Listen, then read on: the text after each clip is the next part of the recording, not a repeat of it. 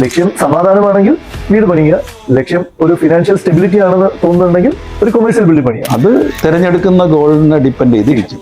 Market condition അനുസരിച്ചിട്ട് ഇത് ഏതായിരിക്കും വയബിൾ, അല്ലെങ്കിൽ ആർക്ക് ചൂസ് ചെയ്യണമെന്നുള്ളത് നമുക്കൊന്ന് ഡിസ്കസ് ചെയ്താണ് sir. Hi sir, good morning. Good morning. ഇപ്പം നമ്മുടെ ഓഫീസിൽ പലരും വരാറുണ്ട്, ഒരുപാട് ക്ലയൻസ് വരാറുണ്ട്. അപ്പം അതിൽ ഇപ്പോൾ ഒരാൾ വന്നിട്ട് ഒരു 1 കോടി രൂപ കയ്യിലുണ്ട്. അപ്പം പുള്ളി കൺഫ്യൂസ്ഡ് ആണ്. അത് യൂസ് ചെയ്തിട്ട് ഒരു കൊമേഴ്സ്യൽ ബിൽഡിംഗ് പണിയണോ ഒരു റെസിഡൻഷ്യൽ ബിൽഡിംഗ് പണിയണോ എന്ന് ചോദിച്ചു കഴിഞ്ഞാൽ സാറ് എന്ത് സജഷൻ കൊടുക്കും? ഇത് നല്ലൊരു രസകരമായിട്ടുള്ളൊരു ചോദ്യമാണ്.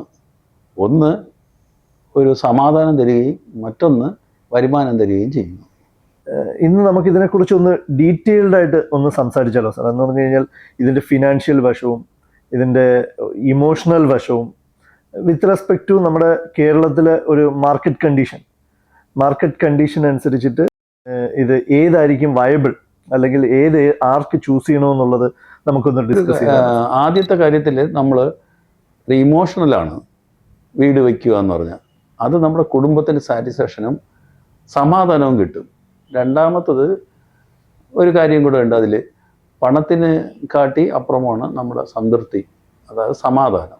പക്ഷെ ഇൻവെസ്റ്റ്മെന്റ് എന്ന നിലയിൽ ചിന്തിക്കുമ്പോൾ അതൊരു ഒരു പോസിറ്റീവ് അല്ലല്ലോ സാർ. ഒരു പ്യുവർ ഇൻവെസ്റ്റ്മെന്റ് ആംഗിളിൽ നമ്മൾ തിങ്ക് ചെയ്യുമ്പോൾ അതിന്റെ റിട്ടേൺ ഓൺ ഇൻവെസ്റ്റ്മെന്റ് ROI ഒക്കെ കാൽക്കുലേറ്റ് ചെയ്തിട്ട് വേണമല്ലോ നമ്മൾ അതിന്റെ ഒരു ഡിസിഷനിലോട്ട് പോകേണ്ടത്. ഇപ്പോൾ ഒരു കൊമേഴ്സ്യൽ ബിൽഡിങ്ങിനാണ് ഇൻവെസ്റ്റ് ചെയ്യുന്നതെങ്കിൽ അതിന്റെ ഒരു റെന്റൽ ഇൻകം 6 to 10% കേരളത്തിലുള്ള മാർക്കറ്റ് കണ്ടീഷൻ അനുസരിച്ച് നമുക്ക് കിട്ടും. അതോടൊപ്പം അതിൻ്റെ ഒരു ലോങ് ടേം അപ്രിസിയേഷൻ വാല്യൂ നമുക്ക് ഉണ്ടാവുന്നതാണല്ലോ. അപ്പം അതിനെ ബേസ് ചെയ്തിട്ട് ഏതാണ് എന്നുള്ളത് ഒരു വലിയൊരു ഘടകമാണല്ലോ സാർ. ഒരു റിയൽ സിനാരിയോയിൽ നമുക്കിതിനെ ഒന്ന് എക്സ്പ്ലെയിൻ ചെയ്യാൻ പറ്റിയാൽ നല്ലതായിരിക്കും സാർ. ഓക്കെ, അതിൻ്റെ ഓപ്ഷൻ 1 നമുക്ക് നോക്കിക്കഴിഞ്ഞാൽ ഒരു പ്രീമിയം 4 ബെഡ്റൂമുള്ളൊരു വീട് പണിയാണ്. അതിന് നമുക്ക് കംഫോർട്ടുള്ള ഡിസൈനും, പക്ഷേ ഒരു കൊമേഴ്സ്യൽ ബിൽഡിംഗാണ് ആ സ്ഥാനത്ത് ഉണ്ടാക്കണമെങ്കിൽ അതിൽ നിന്ന് നമുക്ക് റിട്ടേൺസ് ഉണ്ടാവുന്നു, ഇൻകം ഉണ്ടാവുന്നു. 60,000 മുതൽ 1,00,000 രൂപ വരെ ഉണ്ടാകുന്നു. അതെ സാർ, ആ വരുമാനം കൊണ്ട് നമുക്ക് വേണമെങ്കിൽ ഒരു പുതിയൊരു ബിൽഡിംഗ് പണിയാം, അല്ലെങ്കിൽ ഒരു പുതിയൊരു വീട് പണിയാം. അതൊരു റിയൽ ഫിനാൻഷ്യൽ സ്റ്റെബിലിറ്റി അല്ലേ സാർ? കൊമേഴ്സ്യൽ ബിൽഡിങ്ങിനും ഒരു റിസ്ക് ഇല്ലേ? ഉണ്ട്. വാടകക്കാർ ഇല്ലാത്ത അവസ്ഥ, ലൊക്കേഷൻ സെലക്ട് ചെയ്യുമ്പം തെറ്റിപ്പോകുന്ന അവസ്ഥ, അതുപോലെ തന്നെ ലൊക്കേഷൻ തെറ്റിപ്പോയ വരുമാനം വളരെയധികം കുറയും. ഇതൊക്കെ ഒരു റിസ്ക് ആണ്. അതേസമയം വീടാണെങ്കിൽ നമുക്ക് മനസ്സമാധാനമായിട്ട് അവിടെ താമസിക്കാമല്ലോ. വീട് നമുക്ക് ഇമോഷണൽ റിട്ടേൺസ് തരുന്നുണ്ട്, പക്ഷേ ഫിനാൻഷ്യൽ റിട്ടേൺസ് തരുന്നില്ല. അപ്പോൾ ആരാണ് വീട് പണിയേണ്ടത്?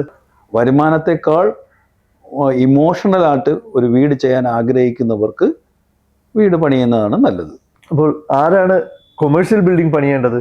അതായത് നമ്മുടെ സ്വന്തമായി വീടുള്ളവരും, 2 ഒരു അഡീഷണൽ ഇൻകം ആഗ്രഹിക്കുന്നവർക്കും, 3 അത് ലോങ് ടേം ഇൻവെസ്റ്റ്മെൻറ്റ് ആഗ്രഹിക്കുന്നവർക്ക് കൊമേഴ്സ്യൽ ബിൽഡിങ്ങിലേക്ക് നമുക്ക് കടക്കാം.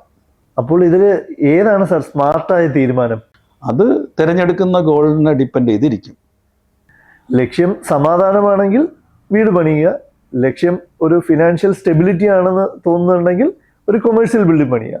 പക്ഷേ എൻ്റെ അഭിപ്രായത്തിൽ ഒരു പ്രോപ്പർ വെൽത്ത് പ്ലാനിങ് ഉള്ള ഒരാൾക്ക് ഇത് രണ്ടും ഈക്വലായിട്ട് കൺസിഡർ ചെയ്ത് ചെയ്യാനുള്ള ഒരു പ്ലാനിങ് നടത്തുക. ഓരോരുത്തരും കഷ്ടപ്പെട്ടുണ്ടാക്കിയ പണം അത് കറക്റ്റായിട്ട് ആലോചിച്ച് കൃത്യമായ ഉപദേശം എക്സ്പീരിയൻസ്ഡായ കൺസൾട്ടൻസുമാരുടെ നിന്ന് നേടിയതിന് ശേഷം മുന്നോട്ട് പോവുക.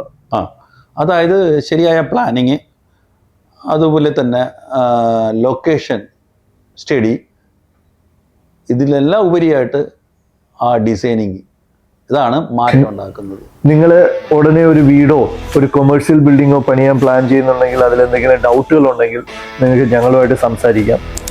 ഞങ്ങൾ നിങ്ങളെ മാക്സിമം ഹെൽപ്പ് ചെയ്യാം. Thank you.